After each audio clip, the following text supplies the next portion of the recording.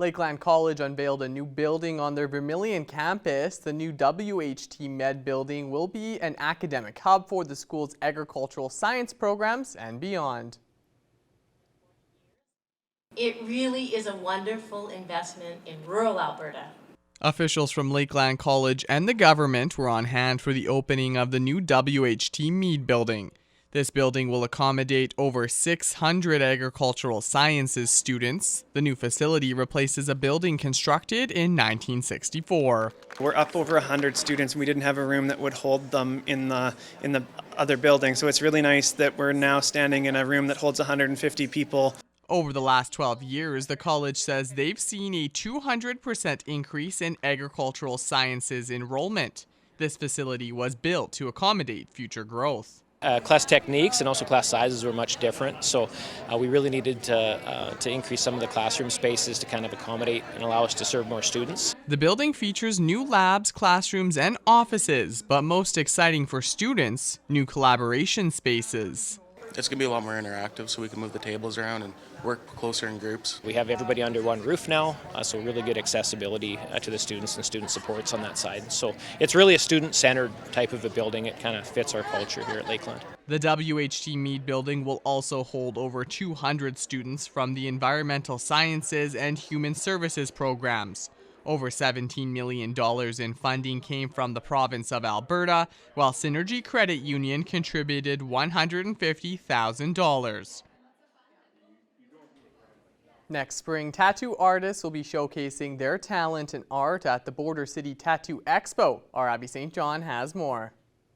In May, Marked Up Tattoos is holding a tattoo expo as a way for various artists to showcase their work, plus so much more. So I've been doing tattoo expos for like the last 6 years. It's kind of how I taught myself and grew as an artist to be surrounded by other artists. So going to the tattoo shows, it's a really great event. It's a 3-day event.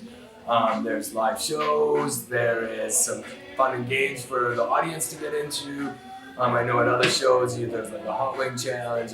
We're not going to do the same thing, but we're going to spice it up and do some fun things like that to try to pull in the crowd. So it's a 3-day event where we bring in as many artists as we can pretty much fit into the building, as well as vendors, some tattoo vendors, and then as well as we want to get a couple local shops that kind of have something to do right with Tattoo World or that kind of thing. And it's a 3-day event, and we'll probably have, I think, 100 booths. Attendees will get the chance to check out a wide variety of artist portfolios, enjoy the different shows, and even get tattooed. Like I said, it's a 3-day event, and you can come and just everyone has their portfolios. If I'm an artist going, I would bring my portfolio and put it out on the table. And you can either walk up to some artists and get a tattoo there, right? And they'll have pre-made flash that you can choose from, or they might draw something for you. Some artists go and there's actually award categories for best black and gray, and they actually bring a client with them so that they can plan the tattoo and execute at the show and try to win some awards and that kind of thing. So for someone going, you could go. There's live shows. You could get a tattoo. You could walk around. Just check things out. You don't feel obligated by any means, right? But it just gives you a good taste of the tattoo world, and what the art is all about these days. Marked Up Tattoos is still in the planning stages and are looking at what the best vendors will be and what they think will make the best event. It's really tough. We don't know exactly what kind of vendors. Do we want to bring vendors from Lloyd or bring outside sources of things people have never seen or have had the chance of being around? So right now, I think there's about 80 tattoo vendors and we'll have 20 other vendors. Now, some clothing, some odd creatures that are maybe hung and that kind of thing. So we're gonna try to bring a taste a little bit both. So right now, honestly, we're just about to open up applications for the show through our website. So once we have probably a month into seeing what really comes in for vendors and artists, that's when I think we'll have a better grasp on what exactly we're going to be needing. Applications are opening for vendors through their website, bordercitytattooexpo.com. We have different booth sizes, right? And we do, like I said, want it to be somewhat of the tattoo world, this kind of feel. So you can go to our website, bordercitytattooexpo.com, and we have applications on there that you can fill out online. We'll go through the applications and kind of see who fits or how many people we can fit in. Like if we have nobody, we're gonna probably let you in because we have nobody. But if we are seeing, like lots of different cool vendors come in, then we will have to pick and choose based on what fits the show. The goal is for this to be an annual event as a unique way for artists to show off their talent. The goal is for this to be an annual thing. I know in other cities, we did first put out the date of May 12th to 14th.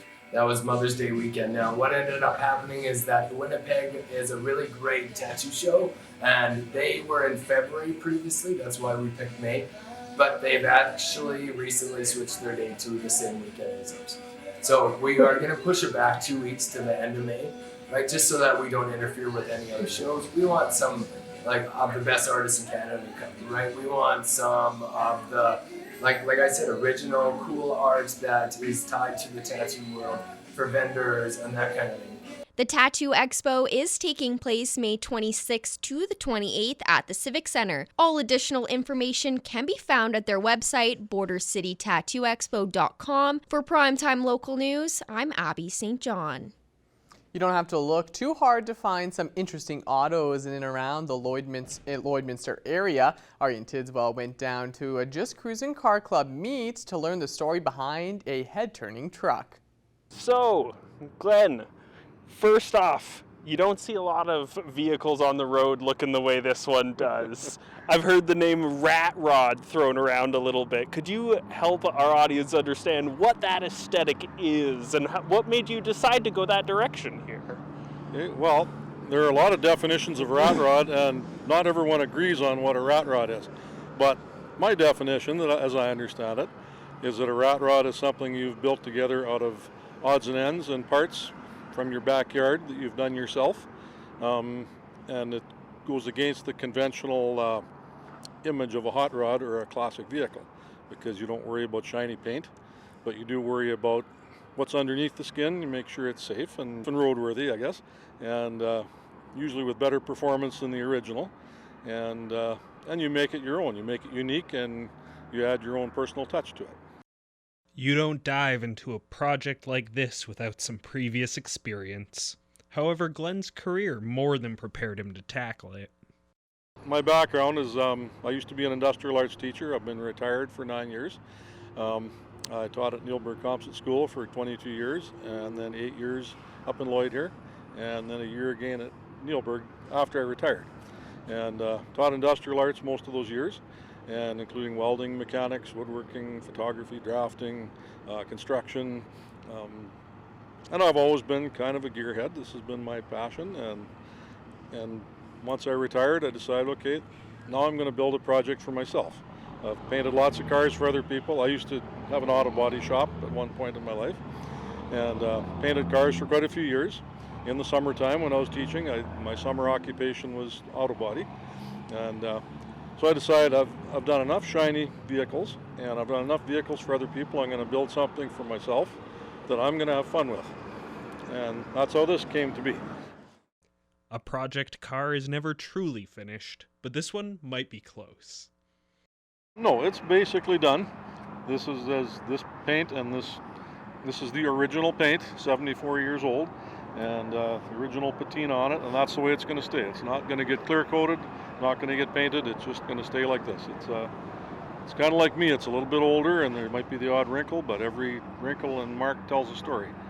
This doesn't just live in a garage and come out every weekend, right? You're actually driving this. Yes, well, I've driven it probably, this is my third summer on the road with it, since I got it together and roadworthy, and I've put on, without looking at the odometer, I'm going to say 27,000 kilometers in 3 summers. My goodness. So, including a 4,000 kilometer trip out to Vancouver Island and back this past June.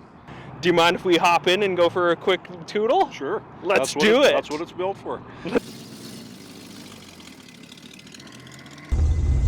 Couple of fellas from the club. Yep.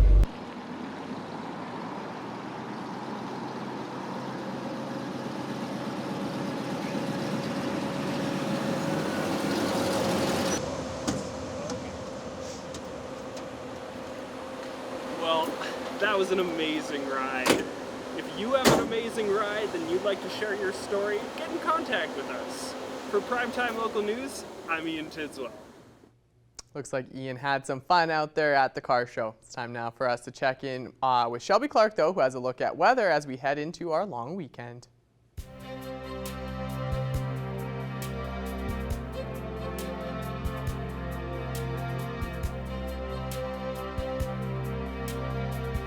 Thank you so much, Mr. Jace Mackey. Yeah, I'm a little bit jealous of Ian. You know, we see those nice fancy cars, you know, every Wednesday, especially when you're hitting the mall. And the fact that he got to ride in one, I'm pretty jealous. So I'll have to ask him what that experience was like.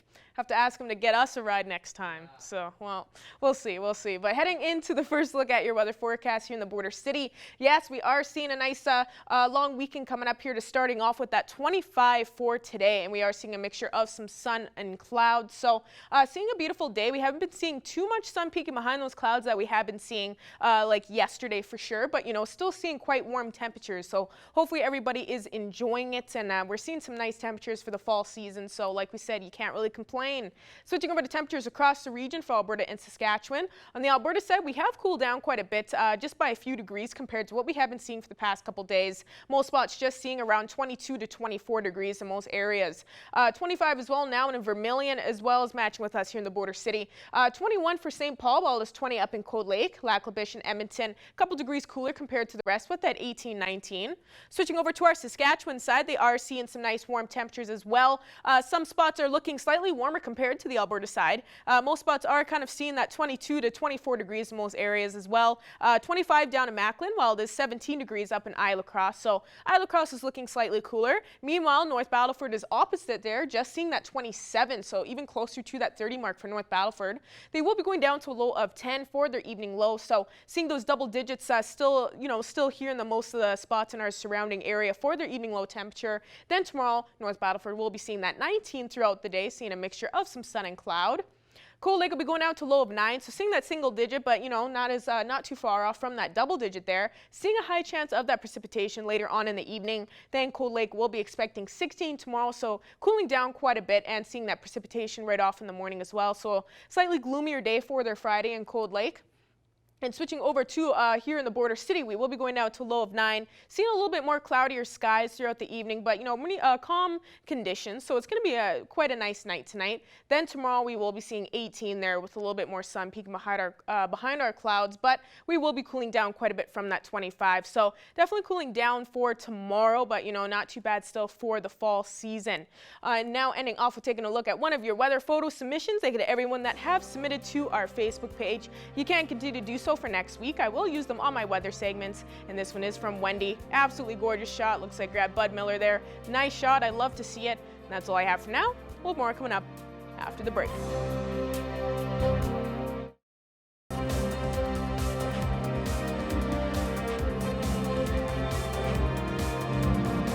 Welcome back to Primetime Local News. As September comes to a close, colder weather is soon to be on the horizon, which could cause problems for crop farmers. Our Thomas Wildman has more in this week's crop report.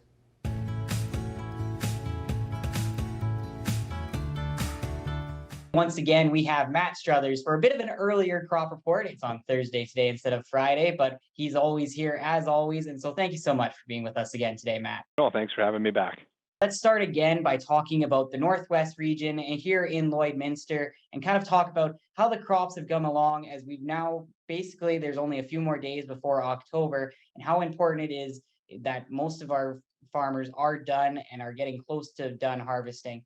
As October is coming, frost will be imminent very soon if winter is coming early. So this past week for the Northwest, they had some really great harvesting weather. Nice, calm, warm, dry days with a little sprinkle of rain here and there, but it didn't set them back very much. They have 70% of the crop now in the bin up in the Northwest. That's up from 63% last week, and 44% is their 5-year average. So they're way ahead of that. So that's very good to see.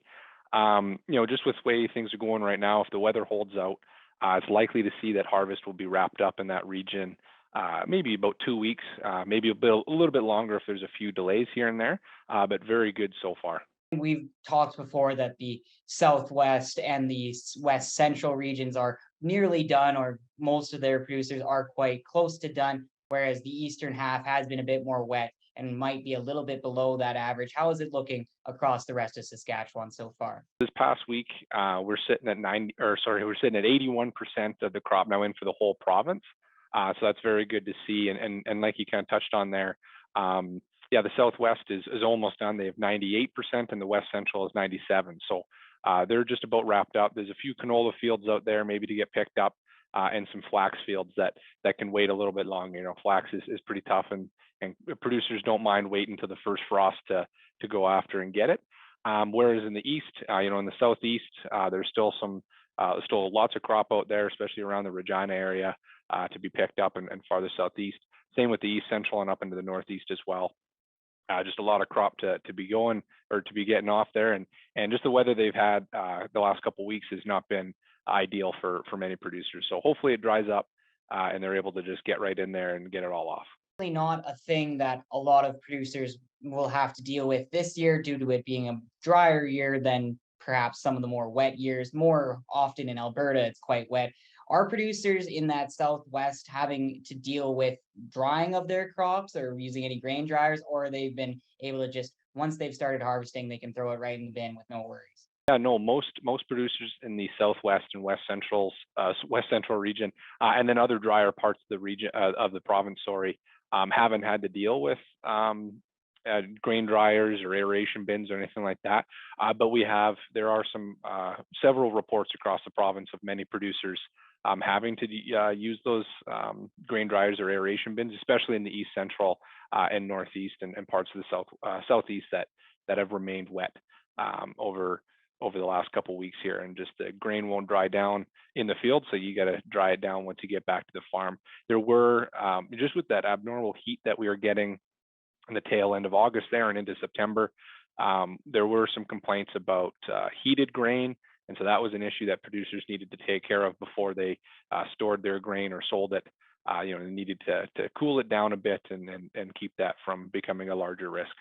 Thank you so much for all the information, Matt, and we will hopefully see you once again next week for another crop report. Sounds good. Thank you very much. Nothing special. Now it's time to take a look at today's agriculture prices.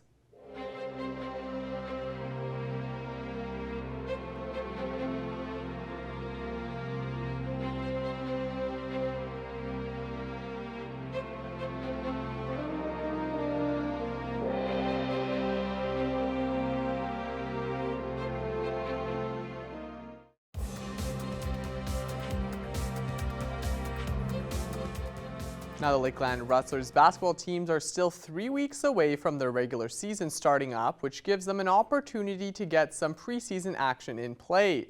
The women's and men's programs will host the Briarcrest Clippers at home tomorrow night in a preseason tilt.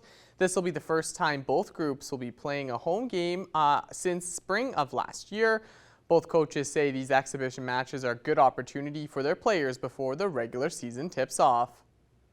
Our goal is, to get better. Excitement only lasts so long for coaches, right? We're trying to win, and we have a lot of work ahead of us, especially with a tough schedule early on. We need a lot of game experience. We need to go through a lot of things. So all these university games will beat us up and show us what works and what doesn't. And then when we play the college teams, we're going to be able to refine that a little bit. Tip-off for tomorrow's games will be 6 o'clock for the women, followed by the men at 8 o'clock. Now it's time for us to take a look at our Pet of the Day photo submissions, and make sure to stay tuned to the end of our second hour because we'll be giving away a Pet Pad gift card.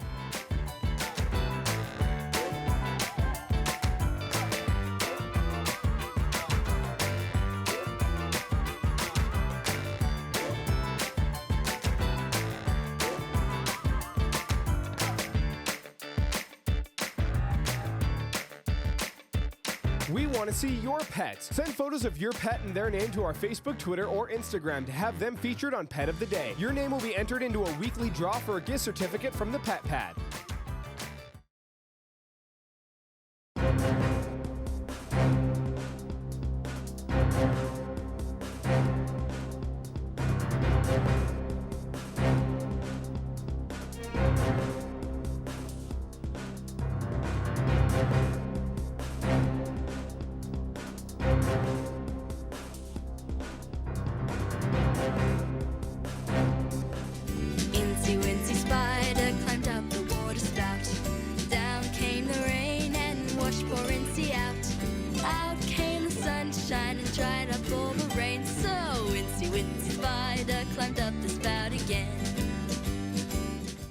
This is an exciting interview because joining us today for Primetime Local News is the Wiggles, who are coming to Lloydminster after 3 years for their big show tour. Thank you all so much for joining us today.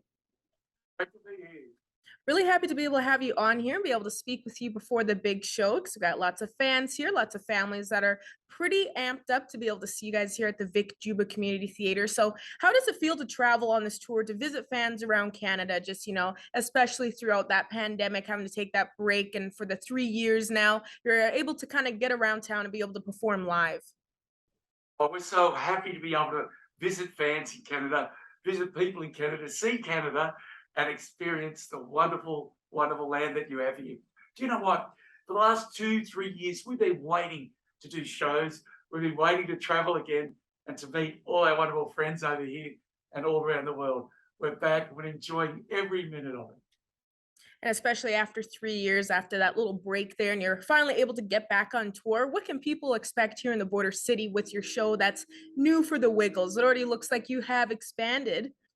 Yeah, it's a big show because there are 8 Wiggles now. There are 4 men, 4 women, and it's a gender balance. We're a diverse group now, and we're so excited to be able to.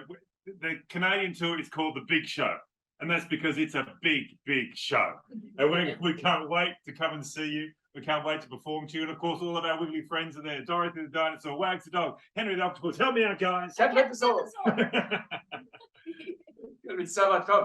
Lloydminster has many great memories for me, but for a lot of the Wiggles, John, Evie, Lucia, and Sahai, Rita, they've never been there before. Never, ever. So this is a great experience.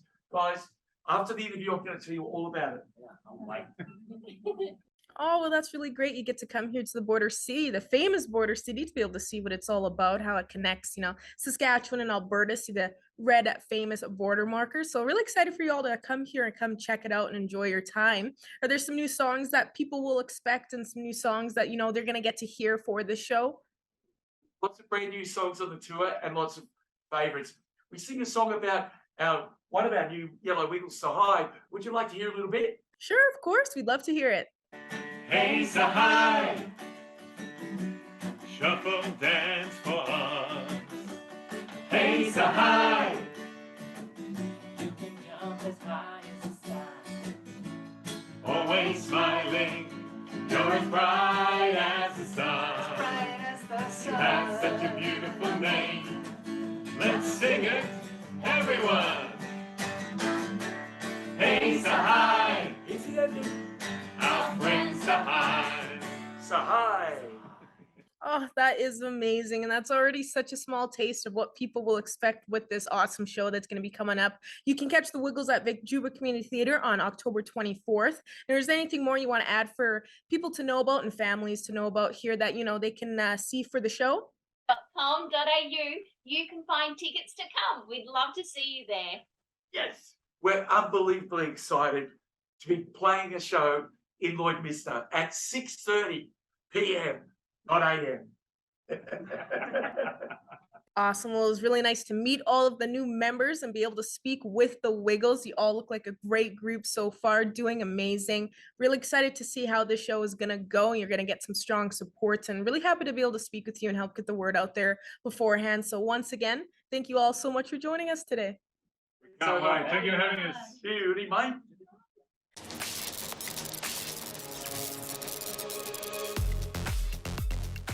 Tomorrow is Orange Shirt Day. Tomorrow is also Truth and Reconciliation Day. The Lloydminster Native Friendship Centre, they're inviting you to join them for Orange Shirt Day. It's a day to come together and walk together to honor the children who survived residential schools and those who didn't. The Lloydminster Native Friendship Centre will be holding a community walk, and they invite you to join them starting at 1 o'clock at the Lloydminster Native Friendship Centre. Then that walk is going to make its way to City Hall here in Lloydminster. There's going to be jingle dress dancers, songs of healing, hand drums, and more. Everyone is invited to take part in this event. You can just head to the Lloydminster Native Friendship Centre starting at 1 o'clock tomorrow afternoon.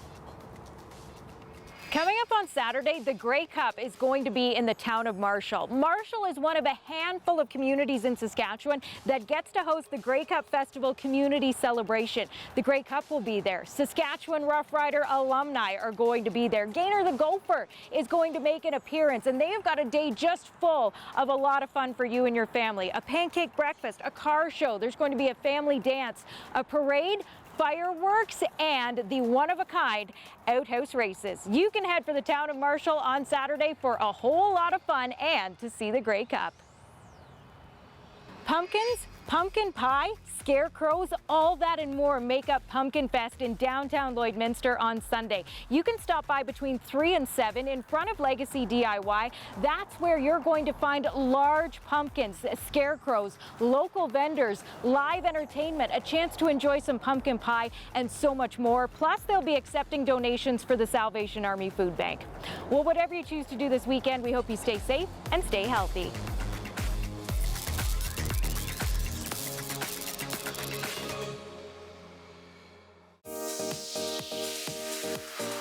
What's Happening is brought to you by Northern Factory Workwear, Circle Drive East, Saskatoon, and Highway 17 South, Lloydminster.